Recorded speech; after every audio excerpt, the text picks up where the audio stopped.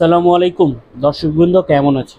আজকে আমরা আমাদের বাহ্যিকের পাখিগুলোর হাঁড়িতে কি অবস্থা সেগুলো আপনাদের দেখানোর চেষ্টা করব।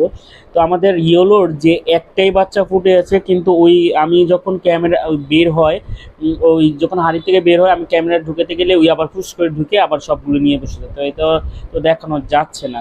তো এই যে অ্যালবিনোর কি খবর দেখি আসেন।